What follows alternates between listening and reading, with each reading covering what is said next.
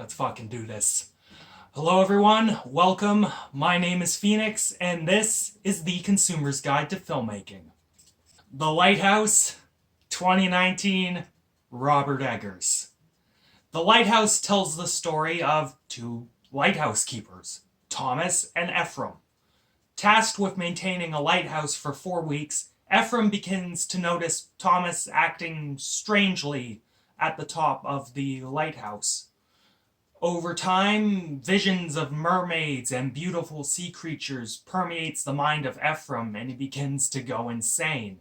When a storm hits, the two men are stuck on the island for longer than expected, and their initial bond turns to violence as they fight over the secrets that plague both them and the island. Where do I even begin? I guess in broad strokes, this film is a masterpiece. Eggers topped himself, and this young, hungry, and talented director managed to capture lightning in a bottle twice. He created something that expanded on the ideas presented in The Witch while carving its own identity. Let's start with the technical elements. The film is shot in beautiful black and white, and it's presented in a 1:1 aspect ratio. It's not the exact aspect ratio, but it's pretty much that. And at no point did this feel forced or pretentious. The framing and lighting worked with the aspect ratio, creating these perfectly symmetrical, layered shots. And the way these shots were cut together was precise. The scene of Pattinson jerking it to the mermaid doll, and the exact timing of the cuts created this sense that Pattinson's mind is degrading far beyond hope. It was so frightening.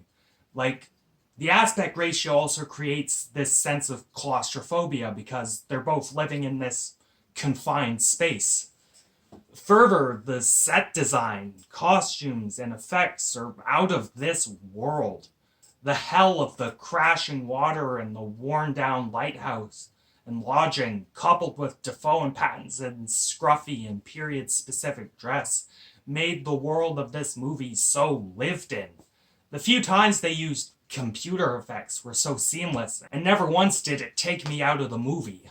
Not to be outdone, though, is the sound. The score, similar to The Witch, with these droning, bellowing strings and horns that rise and fall with the action of the film, was beautiful. In the beginning, when Defoe and Pattinson were arriving on the ship was actually in rhythm with the score, and it blew my mind.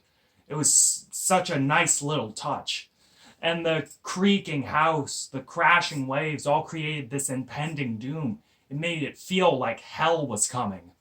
The final scene, where Pattinson looks into the lighthouse bulb, and his screams are so distorted and overblown to the point I thought the speakers in the theater were going to blow.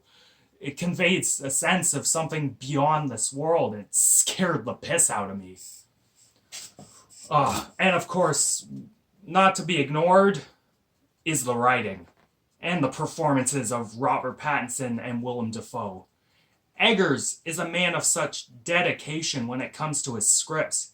He adheres to the language of the time period to such a degree that it became almost like reading Shakespeare for the first time. And he had to take a sec every now and then to think about what they just said. Despite that, though, you manage to understand what is going on and the gist of what is being said. Further, Eggers knew how to keep this film ambiguous enough to encourage discussion about its ideas, but not so much that it's a confusing mess. The way he planted these clues, little bits of foreshadowing, and little lines of dialogue throughout the film that can make you question who is more sane and what is going on is just a testament to this man's ability as a writer. Eggers also brings something new to the table, and that's humor. I found myself chuckling quite a bit throughout this film, whether it be Willem Dafoe farting or Pattinson overkilling a seagull, to the many scenes of just Defoe and Pattinson shooting the shit. It knew when to make you chuckle, and it gave the film a different tone than The Witch, and it shows Eggers is growing as a writer and a filmmaker. But of course, what is the writing without our leading men? Defoe and Pattinson brought these characters to life in such a way that I sometimes forgot I was looking at Willem Dafoe and Robert Pattinson. They spoke with such convincing accents and carried themselves like a pair of sea folk. They were charming and nice at one point and broken and insane the next. Career performances by the both of these men. Like, I hope they get nominated for Oscars. I hope one of them wins. To conclude, it scares me that Robert Eggers is so young and so talented, and he's only made 2 movies. He makes a masterpiece like The Witch on his first go-around, and he makes another arguably better movie the second time. Fuck me, the sky is the limit for this man. The Lighthouse is, bar none, the best film of 2019. Sorry for the spoilers for my list. I'm sorry. The Lighthouse is the best film of 2019. It's one of the best of the decade, and fuck, dare I say it, this is one of the best films ever made. See this fucking movie. 10 out of 10. Take it away, Stefan. Fucking love this movie.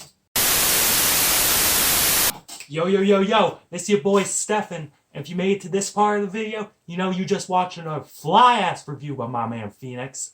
Make sure to like, share, and subscribe to this channel. Pass these videos around.